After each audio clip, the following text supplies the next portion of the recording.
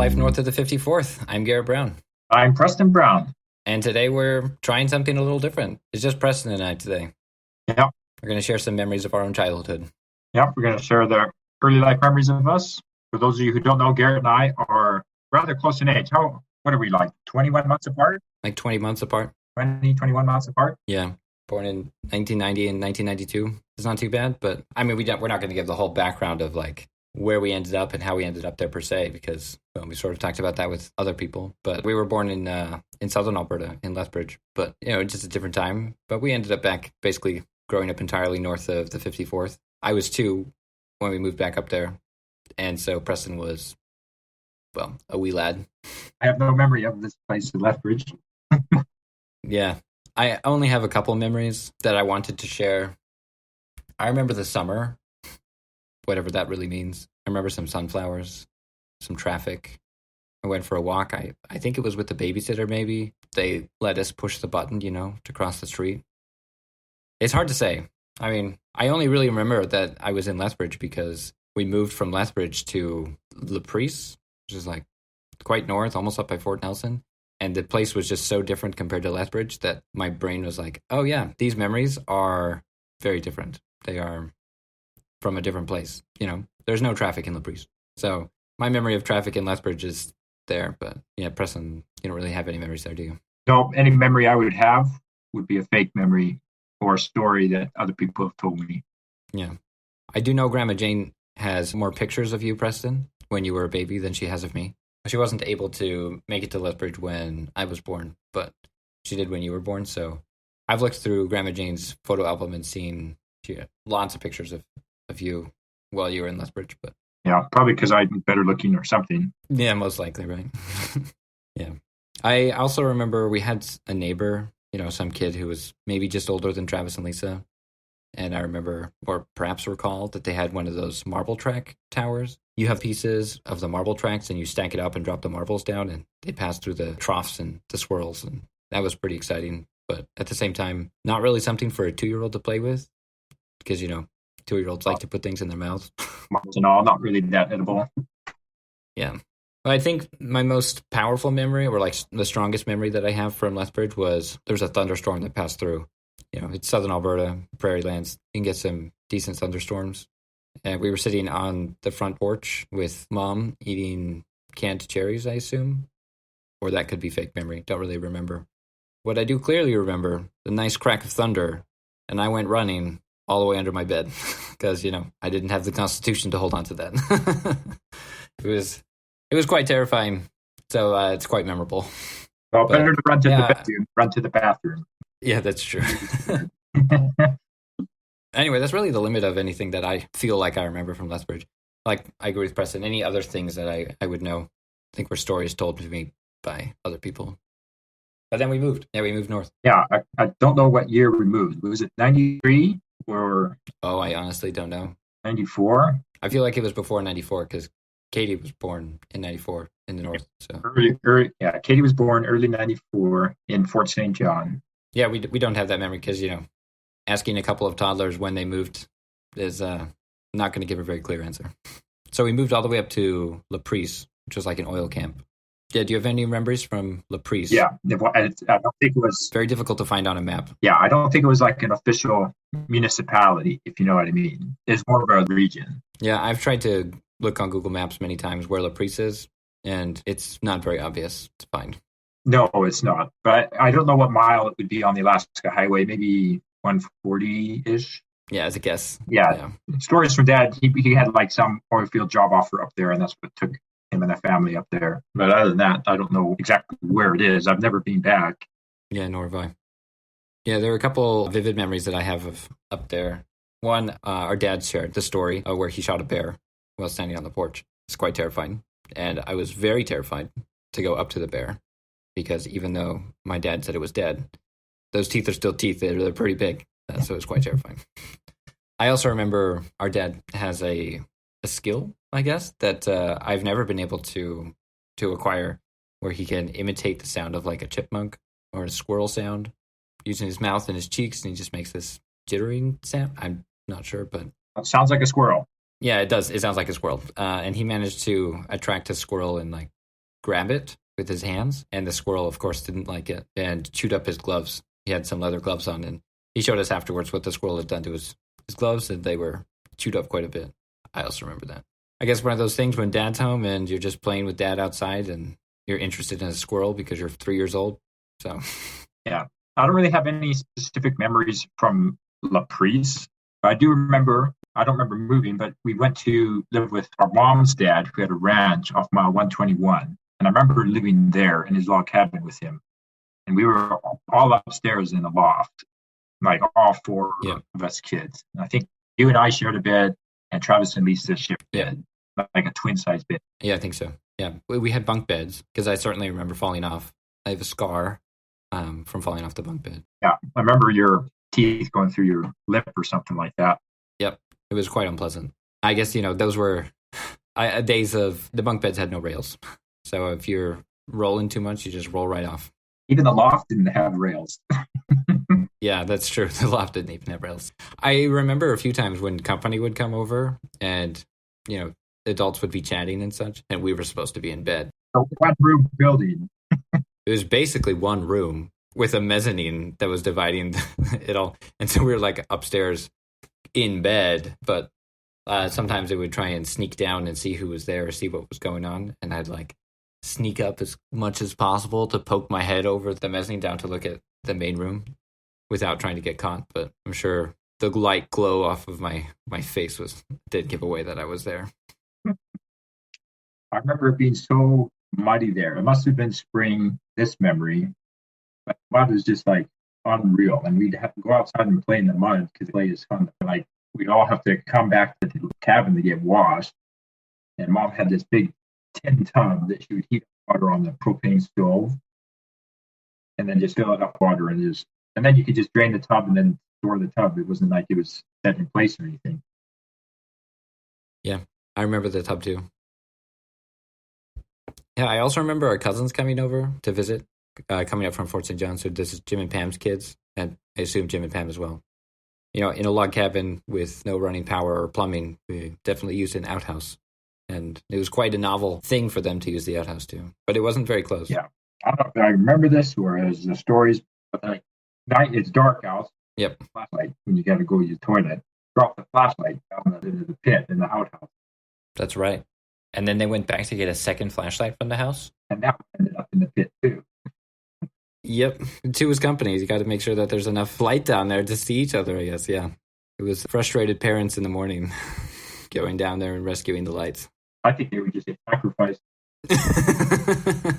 They weren't my flashlights, but I was pretty young, so I don't remember the details. You remember the dog we had named Duke? Yeah, I do. He was, I guess. I remember vaguely Duke. I don't remember playing with him much. I don't remember playing with him much, but I remember when he died, I come back from something and drove in and the wolves had killed the dog. Yeah. And Dad, being as he was, not going to leave the dog where it was, on the road or in the field. Yeah. And so he just picks it up and puts it on the hood of the truck. It's these things happen. Yeah. That was a bit of a sobering experience as a young kid, I think. You see the dog being killed, but wolves are ravenous for a reason. Yeah. Yeah. It was a little traumatizing. One of the things that strong emotions make for stronger memories. Yeah, that's definitely a true point. And the Duke's body was, I think it was cold enough out. It seemed stiff, but he may not have been frozen. Maybe it was just rigor mortis. Yeah. I'm not sure. I don't remember the time of year that was. Yeah, I think Dad said it was November time or something. But yeah, I think we mentioned before when we were talking with Emma that Travis and Lisa started homeschooling when we were there, but then we eventually moved to 101. A blink and you miss it spot on the mile 101 of the Alaska Highway. Yeah, exactly. 101 miles from Dawson Creek, British Columbia. Yeah. Not spelled the same, though. Yeah, not spelled the same. But we lived at the north end of town, more or less. Town. I guess that's a generous word. It's the north end of the hamlet. The hamlet. We lived right on the highway, though, didn't we? There was a frontage road. Yeah. And 4 or 5 bi-level split houses. Yep. Yeah, that's right. And we lived at the top of the hill. Yeah. I remember especially because I was learning to ride a bicycle at that time. And there was a little mound, I think a little grassy mound in front of the house. There were some trees sort of at the beginning of the driveway. And then I would try and ride the bike down towards the house, sort of down this little hill. It was nothing more than a 2 or 3 foot drop from the top of the hill towards the house. And then when I got confident enough, I tried going down the bigger hill, which was much less successful. I at least fell over many times and onto the gravel, scraping up elbows and knees, like nice long sheet scrapes of gravel in the arms, and having to go back inside and getting the rubbing alcohol or hydrogen peroxide or something put on it and feeling the sting, trying to be better so I didn't fall again. Yeah. I wasn't old enough to ride a bike, or at least I don't remember riding a bike at 101. But I remember Travis went down the hill, the little gravel frontage road grade. Yep. And like he went down, and I remember he had to go get stitches in his forehead. I think we may have. It's a hard memory. I mean, like we're playing with memories at like 4 or 5 years old for Travis and I, and I guess what you would have been 2 or 3. No, I think it would have been 4. 4. So I was 5 or. Yeah, because we moved to GP in '97, right before my 5th birthday. Oh right. Yeah, so I think we were all piled in a wagon. Oh, was it a wagon? That's even a better story. And then the wagon tipped forward, and we were all like Travis was at the front of the wagon, and we probably had piled on to like roll down some hill, and then it caught and flipped because it was top heavy, and Travis was in front, and then I assume I and maybe Hugh, maybe even Lisa, like we all just piled on top of him in the crash, and his head just got scrunched into the gravel quite unpleasantly. That's how I remember it, but stories are stories. That's a real Confident Hobbs moment. Yeah, most definitely. It was a nice, I don't know, maybe nice is the wrong word. It was a memorable neighborhood. I do remember that there was a butcher shop, like a meat processing, or a fellow that ran a butcher shop just not far away. I remember, I think he had a little girl that was my age, and they had like a little pony there. I remember going for pony rides at his little ranch there or something. Oh, man. I don't recall, no. But I just remember the distinct smell of a butcher shop, like an abundance of raw meat and cleaning and stuff like that in his building there. Yeah. Like that smell is a strong memory. When I smell like a butcher shop, it's like I know I'm in a butcher shop because of that memory. Yeah. Oh, wow. I remember our neighbor, the one's right next to our house. I recall that I think there were 3, like mom and dad and a kid. I think the mom had a wooden leg. I'm not sure. I think I'd remember a wooden leg if I seen one, but I don't. But with the son, he was a little bit older than us, wasn't he? Yeah, he was. I remember him telling us that when he was going to be older, he was going to smoke because it was cool. And I was like, "What's smoking?" Like I just no idea of the concept. And it's like, okay, buddy, I guess you're pretty cool. telling 5-year-olds that you're going to be a smoker when you're an adult. I don't remember who they were, but those were sort of like the impressions that I felt. And of course, I may not be remembering correctly at all anyway. One thing I do remember about the neighbor kid is we were out because like the school was not very far away, right? The elementary school. Yeah, it was down the hill. Then you like make a right, go through, cross the intersection, and it was like right there. Yeah, and I remember it was winter time. We had a big snowfall, and we like went and go play at the park, and the neighbor kid come. But then like he played the trick on me where it's like, here, stand under the spruce tree, and then he kicked the tree, and the snow would just come down off of you, right? Yeah. Because here I am at like 4 years old. I don't know anything. I'm just naive as a 4-year-old. Exactly. Yeah. Everywhere. I do remember that. I do remember like big snowfalls we had up there and playing in the snow at the playground park. I don't remember that particular incident. I mean, I wasn't the one who got tricked into having snow dumped on them, but I do remember playing broom ball on the little ice rink at the school there. I felt like, I still can't really skate. New shock, not all Canadians can skate, but I remember playing broom ball and realizing that I was pretty good at defense if I just fell down when it came. Not really knowing that like, maybe if I fall down, it's like I have much more area to cover as with my whole body instead of just my feet. But I do remember enjoying some bit of broom ball in the winter time there. Yeah, I was just too young to go to school there, but I remember after we moved, I went to school like a few months later. Yeah. Oh, that's right. That's right. Yeah, I remember you starting kindergarten in Grand Prairie. I was the first one to go to kindergarten, wasn't I? I do remember going to kindergarten in 101. I remember, it's hard to say, like, I don't really remember a time not knowing how to read. Maybe because when I learned how to read, that's when I started forming ideas and concepts that form memories. A good thought. But I remember in kindergarten being able to read, and they would give us some books. Because, it was a 2-room schoolhouse, and there were like 3 or 4 kindergarten kids, 3 or 4 grade 1 kids, 3 or 4 grade 2 kids, and 3 or 4 grade 3 kids, and 1 teacher. And so she's trying to manage a classroom with such vastly different age and skills.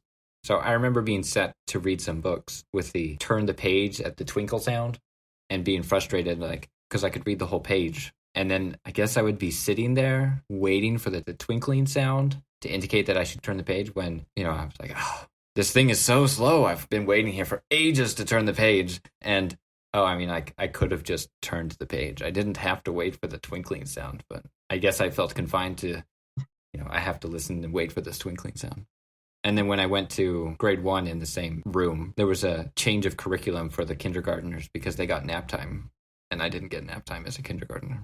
But I was, 1, jealous, and 2, frustrated because I would just look over, same room, look over at these kids who were in nap time and they're just lying on these like exercise mats, just chatting to each other, not doing anything. It's like, you should be sleeping. It's nap time.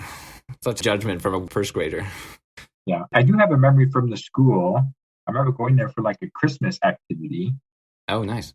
And there was like presents and games and things like that. I just remember like the 1 or 2 room school it was. But there was like a bunch of like inexpensive child games that were there. And the one I remember the most was it was a battery operated fishing pond, and it would spin. Fish would kind of come up and open their mouth and had little magnets in them. And you had like a little plastic fishing rod with a magnet on a string, and you had to catch the fish as it was going around. Do you remember those? I haven't seen those in ages. Yeah, I do remember those games. Yeah, like it's a popular game from the 90s. Yeah. I don't know why they don't make. I haven't even looked for them anymore. But like, it's good for any kid age, I guess. Yeah, I don't remember the Christmas party, but I do remember those games. I do remember, though, that Grandma and Grandpa Brown would come up and visit us, right? Because they were living in Fort St. John. Yep. And they definitely brought up a Super Nintendo. And that was sort of my first foray into video games, watching Grandma and Grandpa play Tetris and Dr. Mario. Grandpa loved Dr. Mario, and Grandma loved Tetris. Grandpa would play Dr. Mario on slow, and he would just go higher and higher in the levels. He'd start at level 20, and then he would just go all the way up to like the level 50, level 70 or something, just going through it. And Grandma would play Tetris, and I guess then that maybe Grandma had faster reflexes because she was pretty good. She got up to like level 12, level 13 of that classic Tetris, and it gets pretty hard pretty fast when you get up there. You eventually have to lose on that game. Yeah, both of them, yeah. You'll always eventually lose. I remember Mom used to do lots of puzzles, like big, like 1,000, 2,000 piece puzzles. Yeah. And I remember, like, I wasn't in school, and neither was Katie or Loretta, because they were both younger than I. Yeah. But, like, I'll help Mom with the puzzles, which were probably pretty useless. Yeah.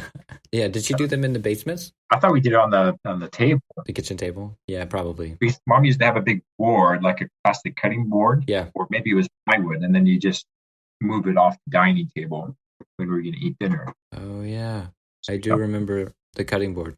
It was like a big sort of like frosty plastic. Yeah. Yeah. So you just keep the puzzle intact without having to box it up. But then after we'd finished, we'd put packing tape on it. Yes, I remember that. To keep it together, and then put it on the wall as like an art piece. Yeah, it's a much cheaper way to get art. Build it yourself. Yeah, dude. IKEA art. I remember the house that we lived in. I think you would walk in and the kitchen was like it would split. You could go straight downstairs or you could go up a little bit, I think. And the kitchen was immediately on the right. Yeah, the kitchen was immediately on the right, or you could go straight through into the living room. But they had like a dividing wall between the kitchen and the living room. But it was just a wall, and you could go around and around in a circle or like an oval. Yeah, I do remember that. Anyway, I remember being in the kitchen, and I'd snuck a cookie. And, I guess as a 4-year-old or 5-year-old, I wasn't, supposed to sneak a cookie without asking. And Mom came in, and she's like, "Did you sneak a cookie?" And, as a parent, it's even more obvious to now. But, like, at the time, I was like, "How did you know I snuck a cookie?" While I was chewing a cookie, so I probably had like crumbs on my face and my jaw was moving up and down, and it was just sort of like this realization that maybe there are external clues that when I'm eating it's obvious I'm eating. It's more like self-realization of how the world works and how things work. One thing I remember about the kitchen is we used to have milk in like these big 1-gallon jars. I don't know if you remember. Yeah, glass jars, right? Yeah, big glass jars. Yeah, with like quite a wide lid. And I don't know if we used powder milk or if there's a dairy farm somewhere where we get milk, but we never bought milk. I don't ever remember buying milk as a young kid. Yeah. Anyways, I pulled a jar out of the fridge. It was probably like 3/4 full, and I dropped it on the kitchen floor. And that was a heck of a mess because now you got like 3 liters of milk on the floor and then glass everywhere. Yeah. Mom was reasonably unimpressed. Yeah, sort of understand that sentiment too. You have the problem where you have to dry up the spill, but you also have shards of glass, which you don't want to be caught up in a towel or something. So you have, quite a sticky problem. At least it wasn't sticky, I guess. But I guess if you left it, it would become sticky.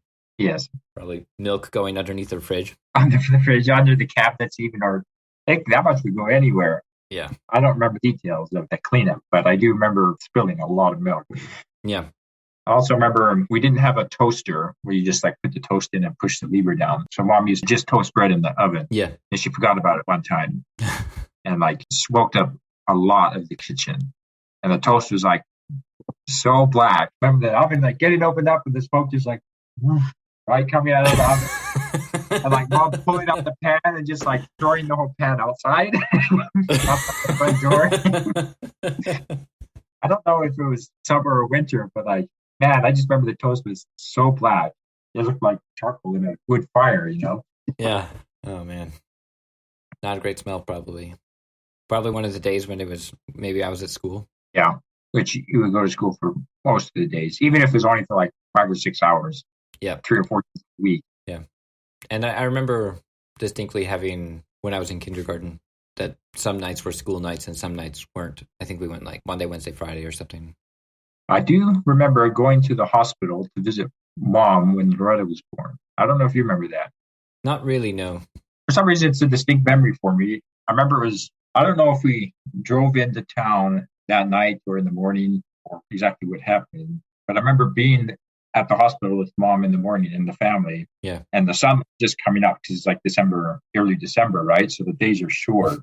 Yeah, so that's going to come up at noon. I'm just kidding. Yeah. But yeah, later in the day. Anyways, like, mid-morning, the sun's like come up. And I remember it coming through the window. And I remember visiting with Mom and Mom having Loretta in her arms just after like giving birth. Yeah. But that would have been in Fort St. John Hospital. Yep. Yeah. That would have been, Loretta was born in 95, wasn't she? Yeah. I don't remember very much. I mean, I remember going to Fort St. John for church. Oh, yeah. But I think most of the memories was like, I don't know what mile it was. Maybe like mile 60s or something. There was like some big Paul Bunyan off the side of the road. Yeah. Yeah, a little like park and restroom area kind of place along the highway. Yeah. Yeah. I know the people in Fort St. John generally know that much better than I do. Because even when I lived up in Fort St. John, as is most often the case, whenever you live somewhere, you typically don't have a lot of reason to go farther north. Usually you end up going south. Yeah. I do think that's interesting. Like most places in North America, no matter which way you go, you're going to go towards another big area of civilization, right? Yeah. In most cases. But usually within Canada, if you're in like the upper part of civilized Canada, where the majority of people live, you usually don't go farther out than that. Yep. And the Peace Country is just a part in Canada that actually is quite north that is reasonably populous, you know? Yeah. The same heights of places in, not really in Saskatchewan or Manitoba, and not Quebec either. Yeah. But I have looked at like the old world, like Russia, and there's like huge cities that are farther north. Oh, especially in the Nordic countries. Yeah, the Nordic countries, and then in Russia as well. There's many cities, big cities that are like quite north.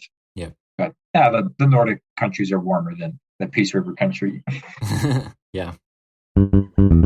I do remember going on a road trip. I think we still lived in 101 at the time.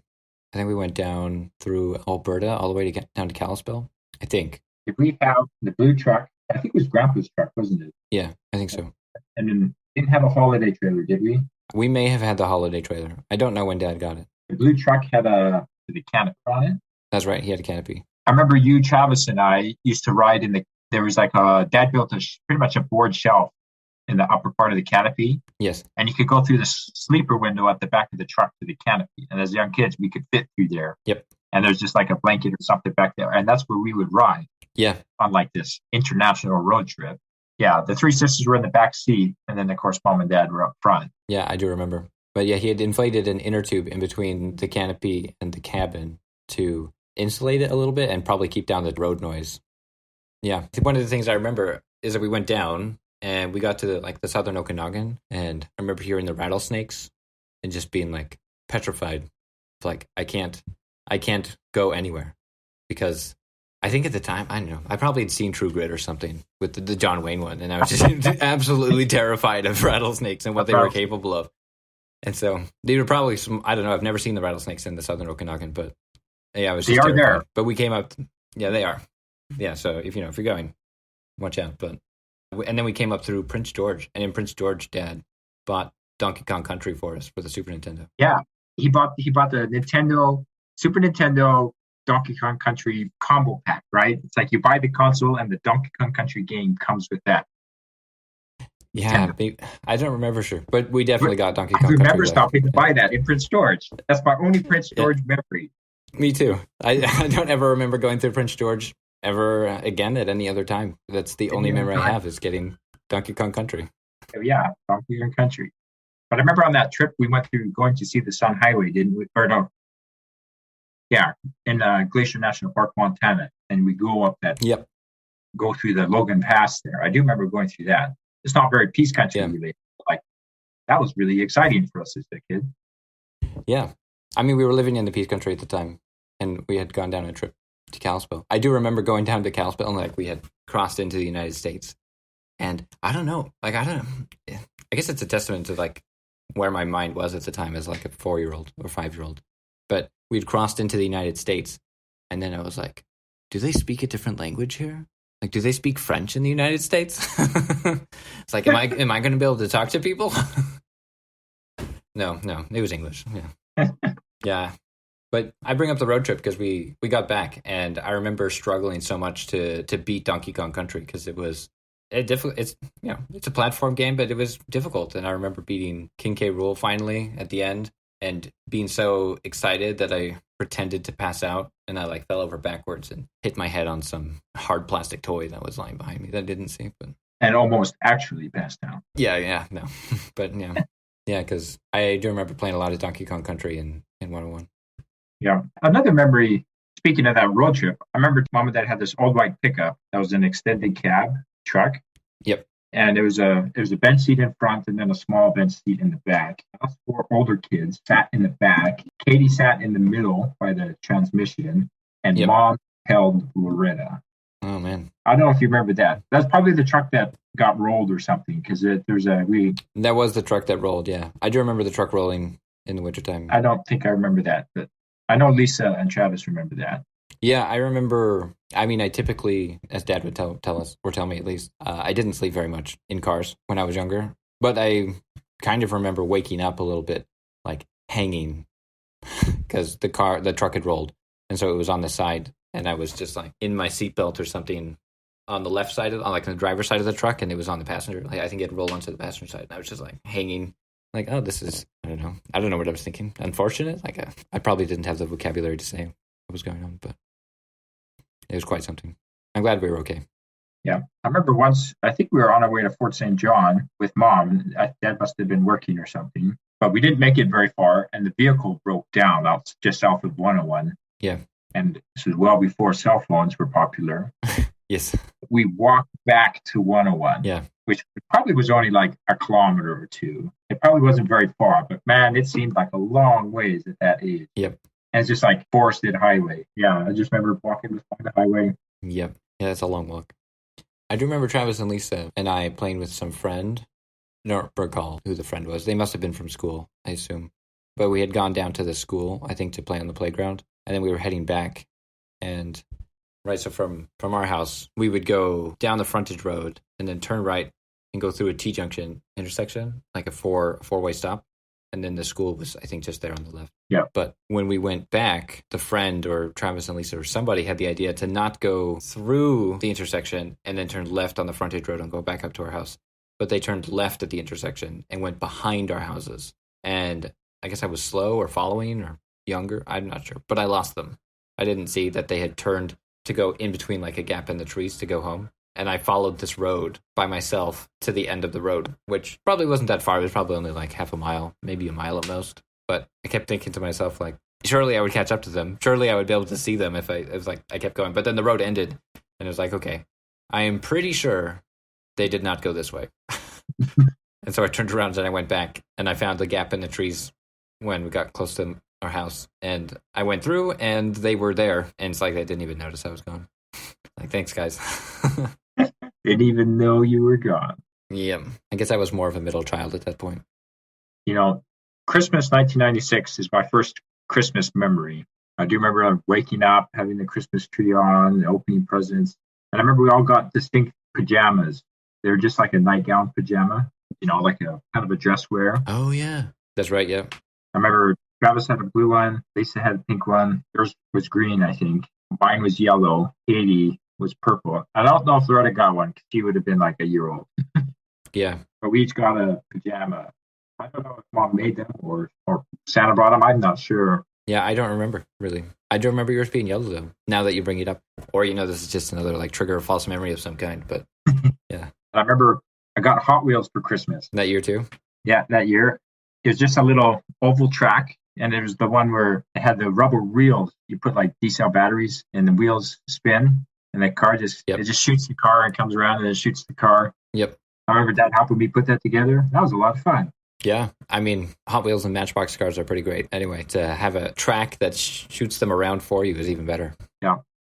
I think I remember a little bit of Christmas 95, only because we got Quillos, or like blanket pillows, quilt pillows from Grandma. I do remember getting that, actually. I still have mine. Yeah, I only recall that it was 95 because the pillow had Garett 1995 on it.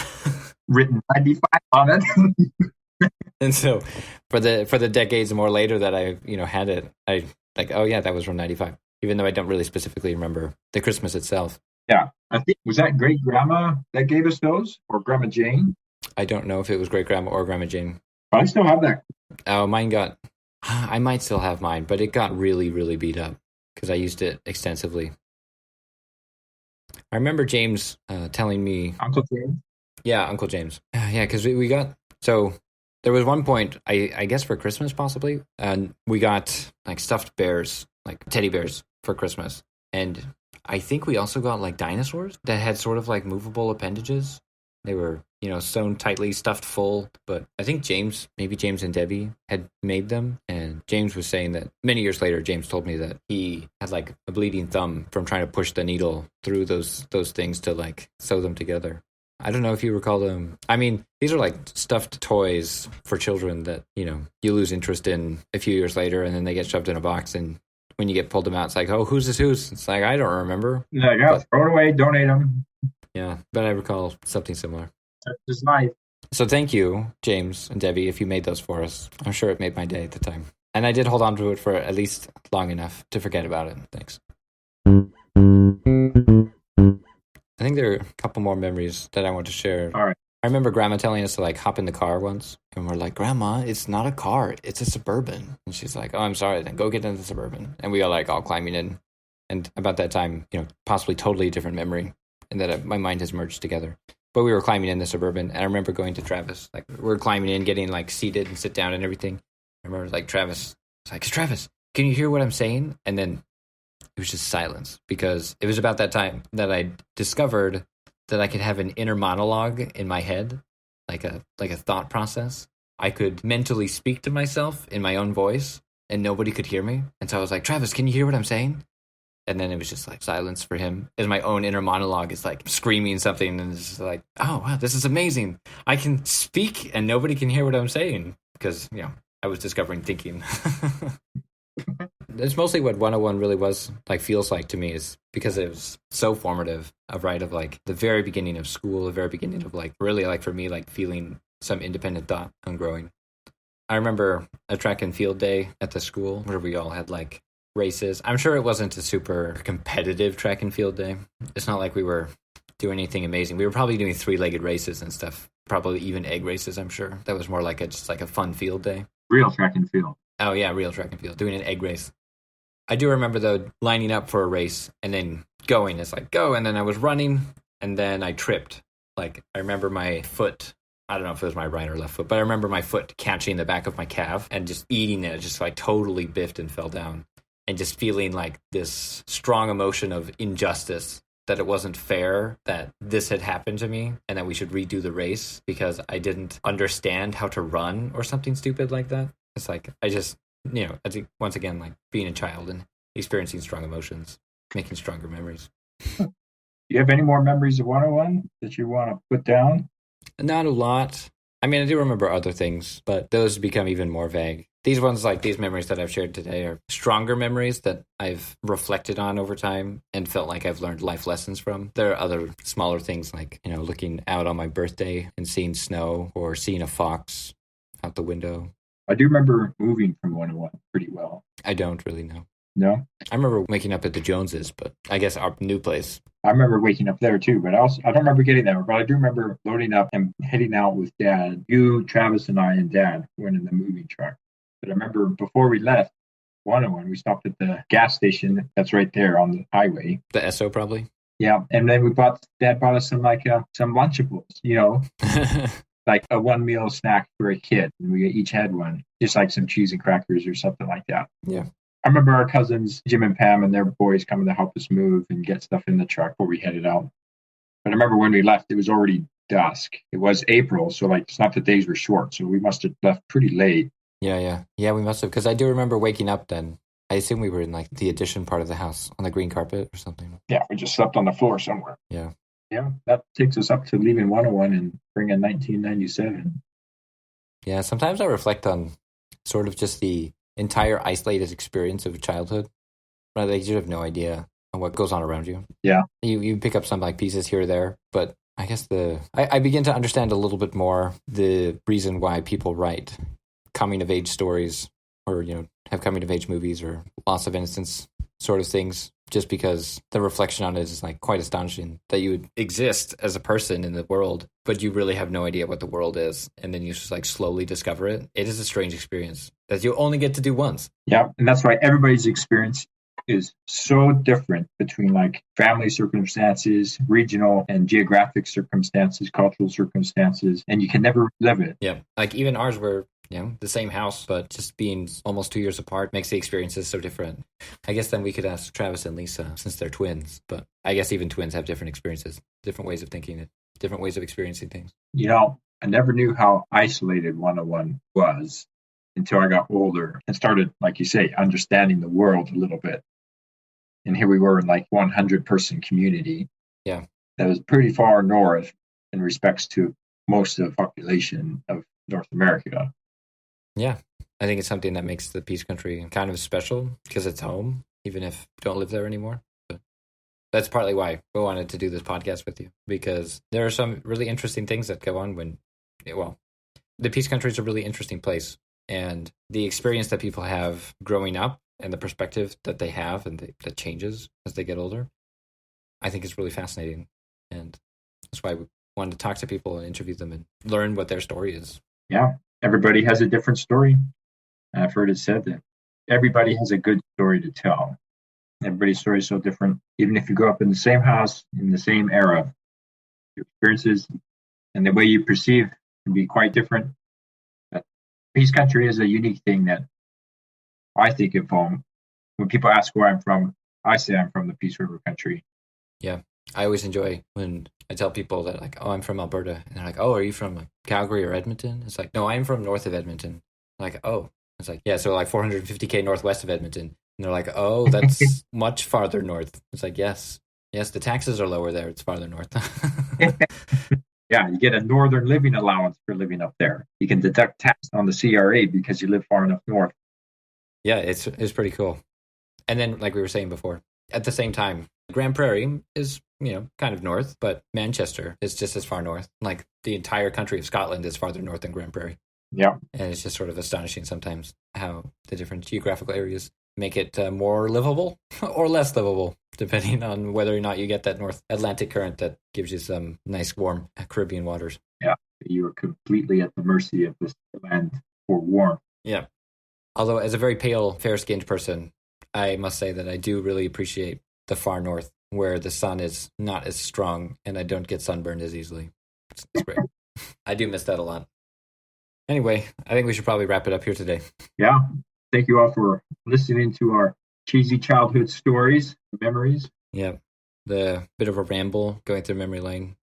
We hope you like it. We're grateful for those who listen and for those who share this podcast with other people. If you want to email us more feedback or ask us questions, or if you do want to write in a story, we can share it.